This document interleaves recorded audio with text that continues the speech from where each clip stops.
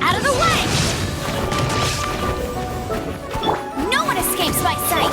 Shine down! Now you shall perish!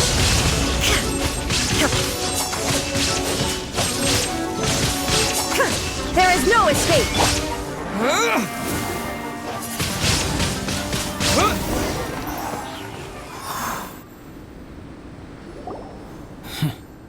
What in the world was that thing? One moment it was human, the next it was a plant! Is everyone alright? We're fine. But can you please tell us what's going on? I don't understand. I take it this monster is whom I had the pleasure of meeting last time. Correct.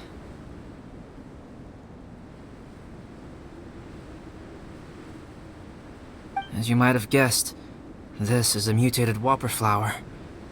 An extremely rare kind. But can whopper flowers turn into human? Not typically. But conditions on Dragonspine are far from typical. Perhaps the dragon's blood seeped into the land, then was passed to the monsters via the ley lines, accelerating their rate of mutation. How could that happen? This mountain is home to the remains of Durin, the venomous dragon. If there is anywhere in the world one might expect life to do unfathomable things, it would most likely be here. Durin was an artificially created life form. Its existence is nothing short of a miracle, and proof of countless possibilities. In other words, this mountain we stand on is a cradle of life's profoundest mysteries. A vast and terrifying hotbed of possibilities. The avalanche. It must have been the work of this imposter. Agreed. All the other troubles you faced on the way down could also have been its handiwork. My guess is that it was targeting everyone that I've had contact with. Right, I forgot all about that. It's not inconceivable. But what was its purpose? Was it just trying to get rid of us? I have a preliminary hypothesis on this. Whopper flowers are masters of mimicry, and those we encounter in the wild often appear in the vicinity of the plants they impersonate. In other words, the whopper flower likely has an instinct to replicate and replace.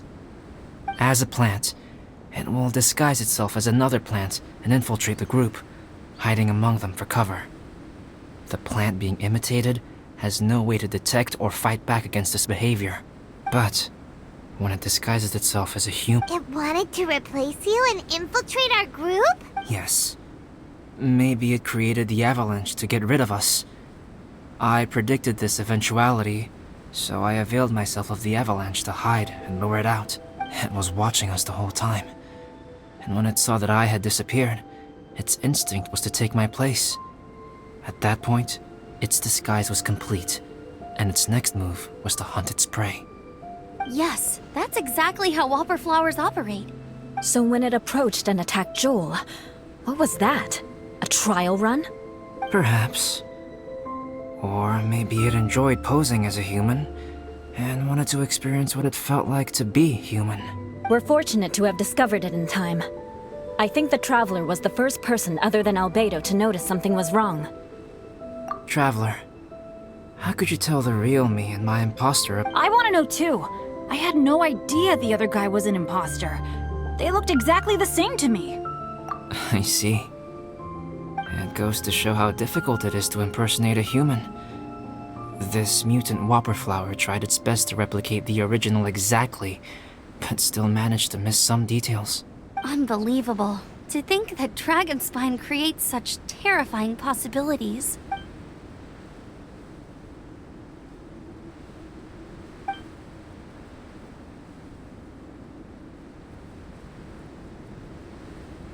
Anyway, at least we won in the end.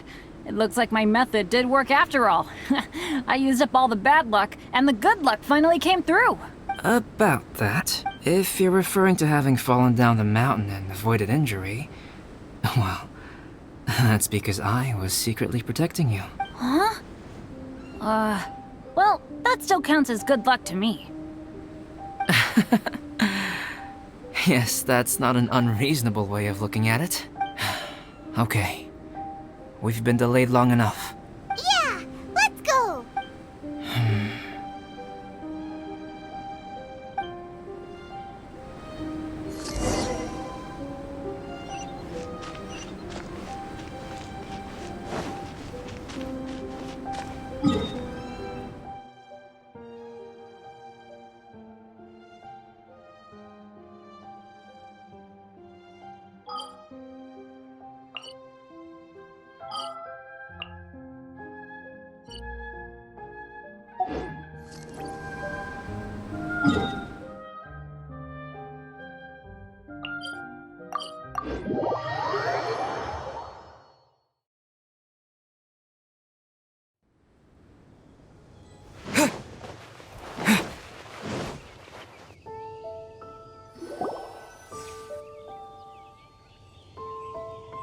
Woohoo! I'm back!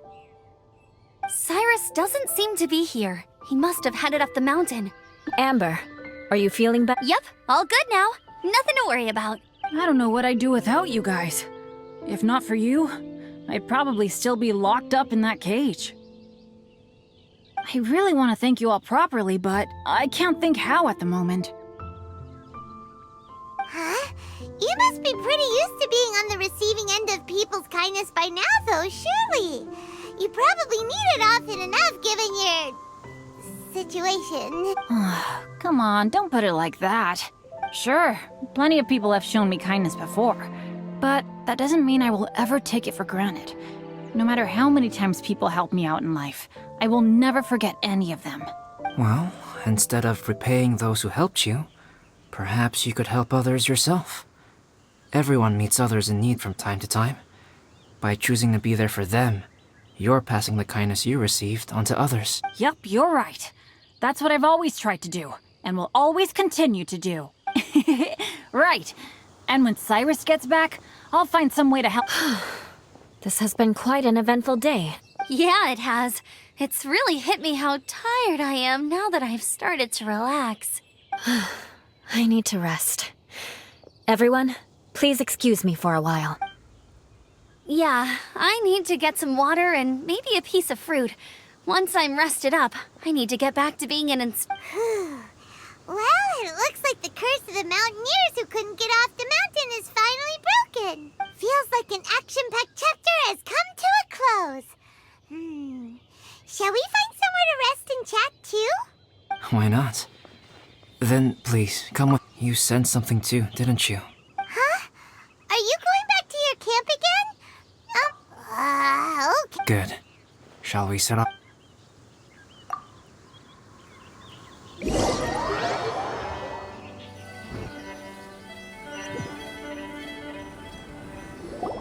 Sorry for bringing you back here once again. Some topics are best discussed in private. Is this about the imposter? That's right. I have to say, Traveler, I'm very surprised you noticed the difference between me and the imposter. Yes, this mark. Perhaps it's where it all began. Ooh, sounds like the beginning of a big story. Well, I can't deny that what I'm about to say does sound like something from a children's storybook. So, what do you think this diamond-shaped mark means? A tattoo? A crest? Something else? No. Consider it a birth. Have you ever seen an intricate glass ornament and wondered how it was made? Well, one method for crafting with glass is a technique known as glass blowing. Glass blowing is not a widely known art in Teyvat. For this reason, glassware made in this way is usually very expensive. As the name implies, glass blowing involves blowing air into a hole, much like blowing up a balloon. This type of glassware is known for having a pontil mark at the point where the blowpipe was inserted, where the hole was sealed at the very end. Sounds kind of amazing. It is a wondrous and beautiful art form. Alice says that these marks are seen as proof of the maker's fine handiwork, the only flaw in an otherwise perfect work of art. My mark is something similar to this. The difference between synthetic and natural life lies in the directional flow of the life force. The energy of a natural life form flows out from within. That's why flower buds bloom and curled leaves unfold. And it's the very reason we watch and wonder at blossoming flowers. Creating life artificially, on the other hand, involves, to a certain extent, the introduction of an external source of energy into the embryonic life form.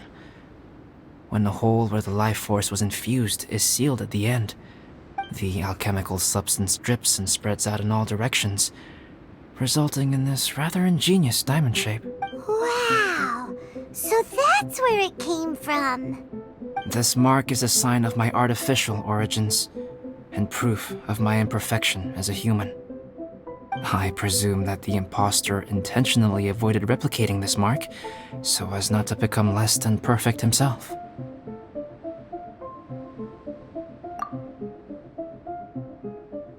You are fundamentally different from other people. I have few qualms about sharing my secrets with you. Just as Paimon said, it all sounds like a story. Even if you were to tell anyone, the transcendent and miraculous are not. People like to believe that, or, in other words, all the unfathomable things we've seen recently would make good material for a novel.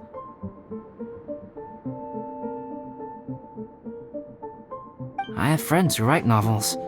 If they wrote this story, it'd probably be even more complex. Making up stories is easy. Even Paimon can do that. Oh, I didn't know you had that kind of talent. Paimon's the best guide into that. Making up stories is a piece of cake. In that case, how about we have a storytelling contest? We can base our stories on the events of the last few days. Sounds great. But we still have to help out the Adventurers Guild. I understand. Creativity is something that cannot be rushed. Take your time, and come back when you have found some inspiration. We'll see whose story is more compelling. Deal! Okay, we'll regroup with the Adventurers Guild for now. Sure.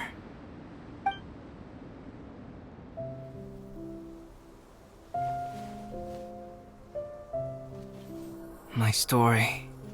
Yes, I should have known. Master's failed specimen in the dragon's belly. This is where the story truly begins.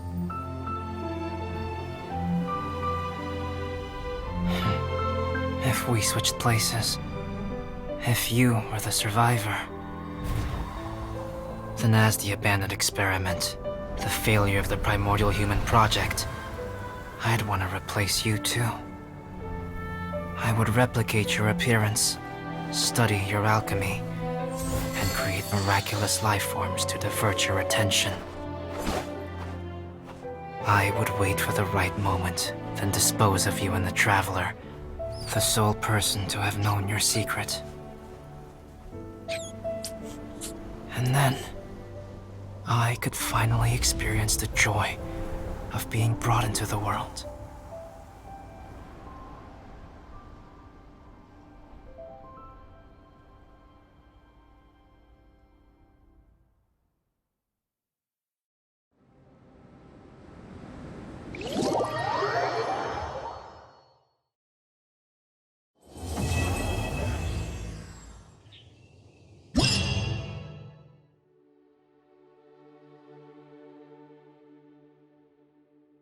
Guess what? Paimon's story is finished. Let's go see Albedo again.